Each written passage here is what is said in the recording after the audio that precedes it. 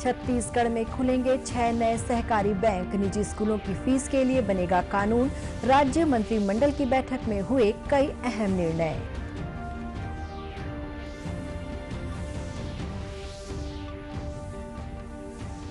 प्रदेश में 24 घंटे में मिले कोरोना के 1052 मरीज।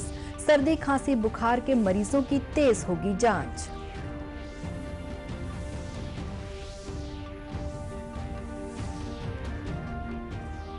खेलो इंडिया कैंप के लिए चुने गए छत्तीसगढ़ के 2 बैडमिंटन खिलाड़ी। ओलंपिक खेलों के लिए किया जाएगा तैयार।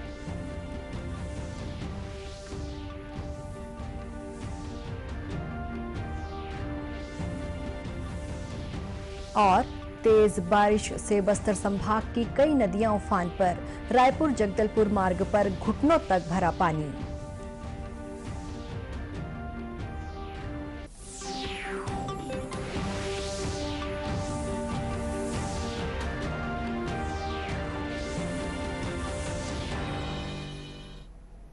नमस्कार, आप देख रहे हैं दूरदर्शन समाचार। मैं हूं शुभ्रा भट्टाचार्य। अब समाचार विस्तार से। मुख्यमंत्री भूपेश बघेल की अध्यक्षता में हुई राज्य मंत्रिमंडल की बैठक में निजी स्कूलों में फीस निर्धारण, खाली जमीनों के व्यावसायिक उपयोग समेत 33 बिंदुओं पर चर्चा हुई। बैठक की जानकारी देते हुए कृषि मंत्री रविंद्र चौबे ने बताया कि सरकारी विभागों की अनुपयोगी जमीनों को विकसित करने के लिए सड़क विकास निगम, हाउसिंग बोर्ड, सिंचाई विकास प्राधिकरण और औद्योगिक विकास प्राधिकरण को अधिकृत किया गया है।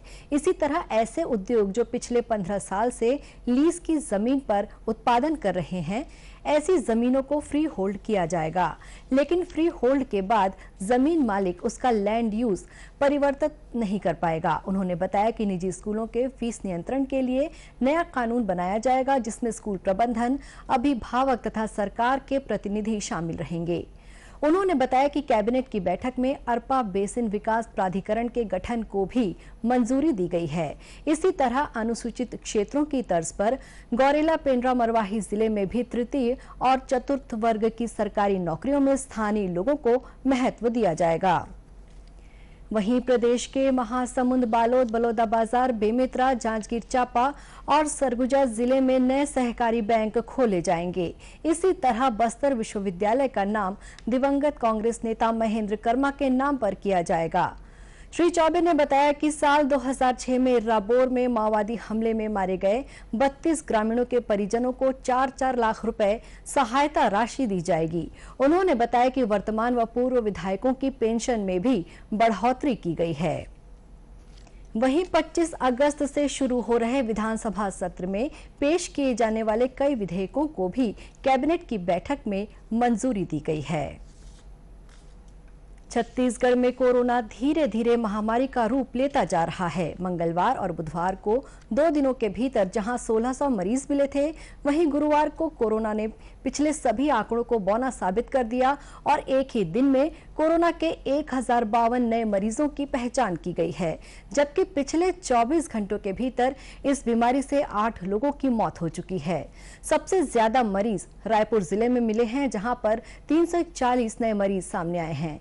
इसी तरह दुर्ग में 228 और राजनांदगांव में 57, दंतेवाड़ा में 38, सुकमा में 37 मरीज मिले हैं। इसी तरह सरगुजा में 34, रायगढ़ में 36, जांजगीर चांपा, कोरिया में 30-30, कोरबा में 21 तथा नारायणपुर और कांकेर में 20-20 मरीजों की पहचान की गई है। प्रदेश में लगातार बढ़ते कोरोना मरीजों की संख्या को देखते हुए स्वास्थ्य विभाग ने नए दिशा निर्देश जारी किए हैं। इसके तहत सर्दी, खांसी, बुखार, सांस की तकलीफ और कोरोना संक्रमण के लक्षण वाले लोगों को 24 घंटों के भीतर सैंपल जांच के निर्देश दिए गए हैं। स्वास्थ्य विभाग की सचिव निहारिका बारिक सिंह ने कहा है कि कोरोना के संभावित मरीजों की पहचान के लिए सभी जिलों में सघन सक्रिय सर्विलांस संचालित करने को कहा है। श्रीमती सिंह ने सभी कलेक्टरों को पत्र लिखकर इसका पालन करने के निर्देश दिए हैं। उन्होंने कहा है कि प्रदेश में कोरोना की संख्या में तीव्र वृद्धि हुई है। प्रदेश में गंभीर लक्षणों के साथ पाए जा रहे मरीजों और कोरोना से मृत्यु के मामलों में भी वृद्धि हुई है। उन्होंने सभी संदिग्धों की जांच सुनिश्चित करने के लिए जिले के प्रत्येक सामुदायिक स्वास्थ्य केंद्र और 24 घंटे खुले रहने वाले प्राथमिक स्वास्थ्य केंद्र में लक्षण वाले मरीजों की जांच करने के निर्देश दिए हैं। उन्होंने इस संबंध में सभी कलेक्टरों को जिले के इंडियन मेडिकल एसोसिएशन कार्यकारिणी के साथ तत्काल बैठक कर निजी चिकित्सालयों तथा जनरल प्रैक्टिशनरों के पास आने वाले मरीजों की पहचान कर उनकी जाँच में तेजी लाने के लिए कहा है। इधर देश में कोरोना मरीजों की कुल संख्या 29,05,823 तक पहुंच गई है, जबकि अब तक पूरे देश में 21,58,946 मरीज स्वस्थ हो चुके हैं, जबकि इससे पीड़ित मरीजों की संख्या 6,92,028 है। वहीं अब तक पूरे देश में 54,849 लोगों की मौत हो चुकी है। कल से शुरू हो रहे गणेश उत्सव पर इस बार कोरोना संक्रमण का साया स्पष्ट नजर आ रहा है। यही वजह है कि शहरों में सार्वजनिक स्थलों पर गणेश पंडाल नहीं दिख रहे हैं। मूर्तिकारों ने भी शासन की गाइडलाइन को ध्यान में रखते हुए छोटी प्रतिमाओं का ही निर्माण किया है। मूर्तिकारों ने अपनी दुकानों में कोरोना संक्रमण से बचाव के पूरे इंतजाम किए हैं। हैंड वॉश और सैनिटाइजर लगभग हर दुकान पर उपलब्ध है। मूर्तिकार कमल प्रजापति ने बताया कि कोरोना संक्रमण के कारण इस बार बड़ी मूर्तियों पर प्रतिबंध लगाया गया है, इसलिए पहले की तुलना में इस बार छोटी मूर्तियां ज्यादा बनाई गई हैं। इसमें ऐसा सर देखिए, कोरोना के नाम से तो सभी कुमार धर्म संकट में है कि मूर्ति इस समय बिक पाएगी कि नहीं बिक पाएगी। 4 फीट से ऊपर मूर्ति का बैन है, सार्वजनिक बैन है, तो जितनी बड़ी मूर्तियां वो तो लाए नहीं, लोग डर से बना चुके थे पहले, आदेश बाद में जारी हुआ, और उसके बाद छोटी मूर्तियां बहुत सस्ते दाम में बाहर व्यापारी को भी दिए, क्योंकि ज़्यादा मूर्ति यहाँ पर रहेगी, बिक पाएगी या नहीं बिक पाएगी करके। तो जिस हिसाब से लोग मेहनत किए और बनाए हैं, उस हिसाब से पिछले समय जो रेट मिला है वो मिलना मुश्किल है। ये परिस्थिति ये है कि मूर्ति बेच लें, वही बहुत बड़ी बात है ना। गणेश उत्सव के लिए सजे बाजारों में छोटी मूर्तियों की संख्या ही ज्यादा है और इस बार पहले की तुलना में लोग घरों पर ही गणेश प्रतिमा स्थापित कर पूजा की तैयारी में लगे हैं।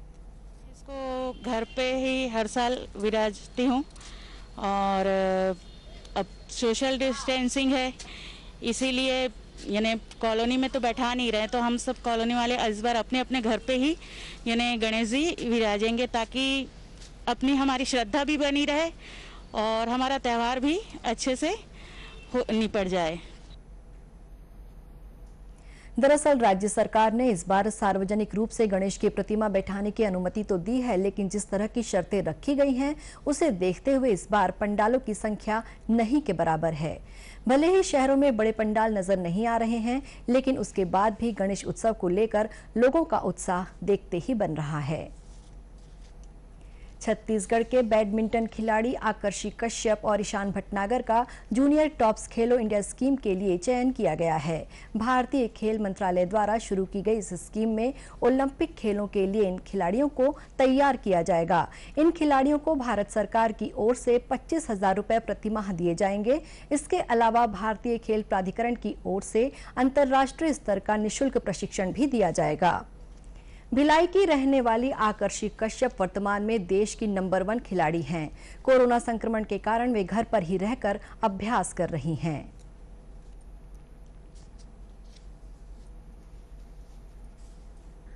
मेरा प्रैक्टिस काफ़ी अच्छा चल रहा है एंड चूँकि मेरी बचपन से ही आदत है कि मैं सिंगल कोर्ट में भी खेलती हूँ। मेरे जो कोच हैं यहाँ पर मिस्टर शिव योगी जी, वो मुझे अकेले ही प्रैक्टिस कराते हैं, तो मेरा प्रैक्टिस इतना इफेक्ट नहीं हो रहा है। हम प्रॉपर सैनिटाइजिंग और सोशल डिस्टेंसिंग मेंटेन करके अपनी प्रैक्टिस कर रहे हैं एंड घर पे भी मेरी फिज़िकल फिटनेस अच्छी चल रही है। ऑल्टरनेट डे मैं प्रैक्टिस करती हूँ, जिसमें एक दिन जिम होता है एंड एक दिन फिज़िकल ट्रेनिंग होती है, रनिंग वगैरह, तो वो प्रैक्टिस भी अच्छी चल रही है। एंड अभी मैं सुचित्रा बैडमिंटन एकेडमी जो कि हैदराबाद में है, वहाँ प्रैक्टिस करती हूँ। तो उनके जो ट्रेनर है वो मुझे हर दिन ऑनलाइन सेशंस और वर्कआउट प्रोग्राम भेजते हैं। उन्होंने बताया कि खेलो इंडिया टैलेंट हंट के लिए वे पहले से चयनित हैं। इस बार उन्हें ओलंपिक खेलों के लिए तैयार किया जाएगा।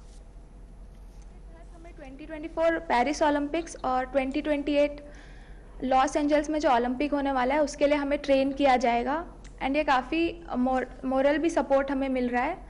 बट मैं पहले से ही पास्ट 2-3 ईयर्स से खेलो इंडिया के टैलेंट हंट प्रोग्राम में सेलेक्टेड हूँ, क्योंकि मैंने 2018 में जो कि न्यू दिल्ली में खेलो इंडिया टूर्नामेंट हुआ था उसमें छत्तीसगढ़ को सिल्वर, एंड 2019 पुणे में जो खेलो इंडिया का टूर्नामेंट हुआ है उसमें अपने स्टेट छत्तीसगढ़ को गोल्ड दिलाया था।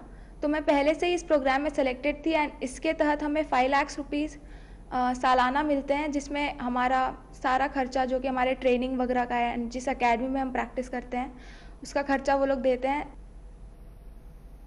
वहीं रायपुर के ईशान भटनागर देश के 7वें नंबर के मिश्रित युगल खिलाड़ी हैं। पुरुष युगल में ईशान 20वें नंबर पर हैं। ईशान भी घर पर ही जरूरी एहतियात बरतते हुए लगातार अभ्यास कर रहे हैं। अभी तो जैसे जो नीडफुल चीजें हो सकती है वो कर रहे हैं। घर पे जितने सामान अवेलेबल है उन सब चीज़ों की जितनी हेल्प हो सकती है उससे कर रहे हैं। जैसे अभी मेरे घर के पास एक ग्राउंड है तो वहाँ पे मैं फिटनेस कर सकता हूँ, और एकेडमी में भी हमारे जूम सेशंस चल रहे हैं तो जूम क्लास में फ़ोन से करता हूँ मैं। और बीच में अभी सप्रे स्कूल में भी प्रैक्टिस कर रहा था जहाँ पे मैंने खेलना स्टार्ट किया था, तो वो धीरे धीरे खुल रहा है तो धीरे धीरे वहाँ कभी कभी कोर्ट में प्रैक्टिस मिलती है। उन्होंने कहा कि सरकार तथा खेलो इंडिया का बेहतर सहयोग मिल रहा है। जैसे एकेडमी में प्रैक्टिस करते हैं तो वहाँ तो पूरा 100% देते हैं, तो अभी ये कोरोना के कारण तो 100% नहीं दे पा रहे हैं, लेकिन जितना कर सकते हैं अपनी बॉडी पे जितना वर्क कर सकते हैं उतना कर रहे हैं घर पे रह के। और जैसा मुझे लग रहा है कि मेरे लिए भी बहुत ब्राइट फ्यूचर है, तो वैसे ही मेरे जूनियर्स के लिए भी और अपकमिंग प्लेयर्स के लिए भी बहुत ब्राइट फ्यूचर रहेगा। और गवर्नमेंट, खेलो इंडिया, साई ये सब बहुत सपोर्ट कर रही है जितने भी अपकमिंग प्लेयर्स हैं, तो उनको भी बहुत फ़ायदा होगा जैसे हमको हो रहा है अभी।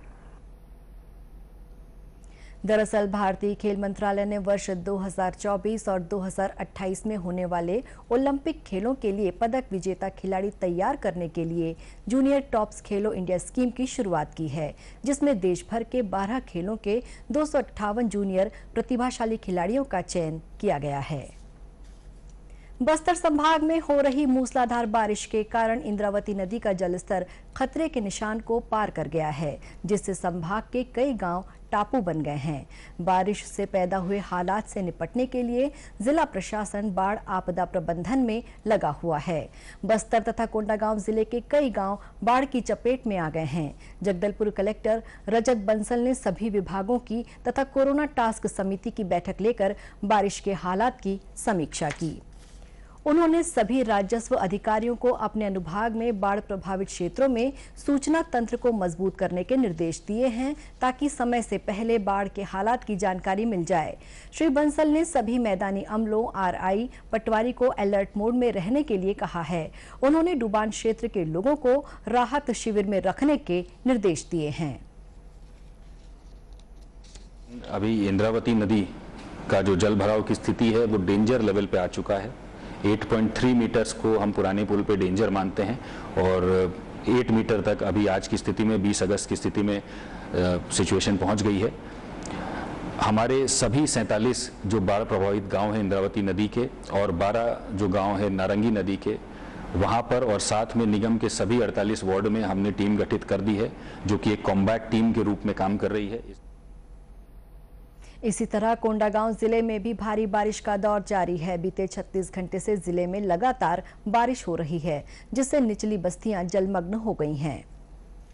जिले के कई गांव में कच्चे मकानों के गिरने की भी खबर है। वहीं कोंडागांव के गांव जमकोट पारा गांव में तालाब का पार टूट जाने से रायपुर से जगदलपुर जाने वाले NH 30 मार्ग पर घुटनों तक पानी भर गया है, जिससे आवागमन प्रभावित हो गया है।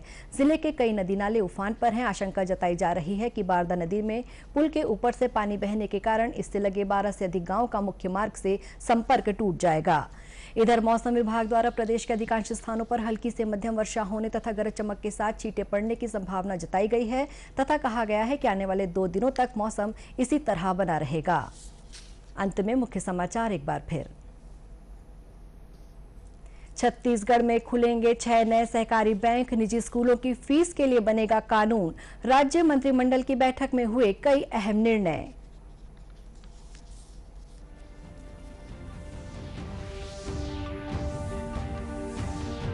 प्रदेश में 24 घंटे में मिले कोरोना के 1052 मरीज। सर्दी खांसी बुखार के मरीजों की तेज होगी जांच।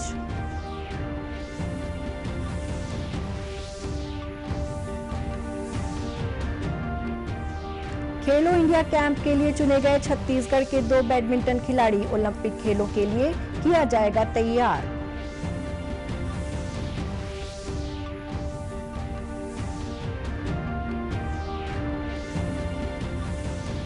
और तेज बारिश से बस्तर संभाग की कई नदियां उफान पर, रायपुर जगदलपुर मार्ग पर घुटनों तक भरा पानी। इसी के साथ ये समाचार बुलेटिन समाप्त हुआ। नमस्कार।